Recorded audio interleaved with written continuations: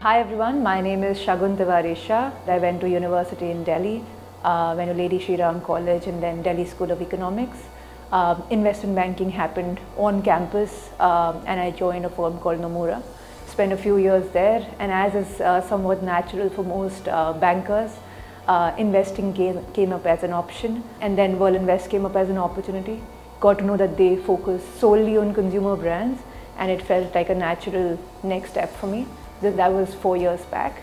At Verlinvest now I've been focusing on building our healthcare practice as well as doubling down on our consumer expertise. We are somewhat unique in the way we approach investments and the way we operate as well. I think the one distinguishing factor, the biggest distinguishing factor for us is our sole focus on consumer-facing businesses and with the sole intention of building brands for the long term. What that brings to the table is really the ability to know what works and what doesn't work, because we've been doing this for such a long time, both in India and outside of India. In India, we've now been operating for about 14 years. We've invested across 20 different brands, and each of these brands is unique. It stands its own, in its own space in a very unique fashion. Whether you think about Sula in the wine space, you think about Viva in the condiment space, or Epigamia. When somebody thinks of Greek yogurt, they think of Epigamia. So these are brands that we've put our heart and soul in, and they've come out very well.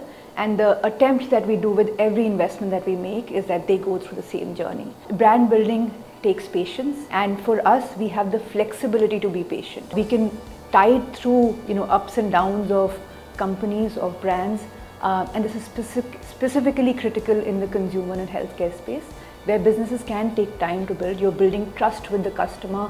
You're building, you are building long-term, faith with the customer. So you want to be able to give yourself that time to really build high-quality businesses.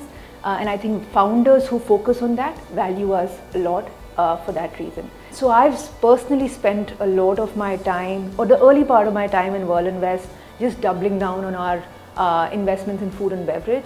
That obviously is you can call it our bread and butter.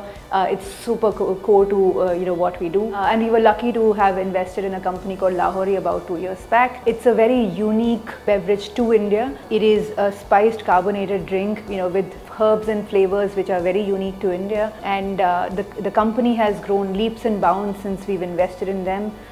We are working very closely to make it a pan-India successful brand. It started as a regional, small beverage company run by a set of 3 founders, but with very large and strong ambitions, and that's what we are really helping them on.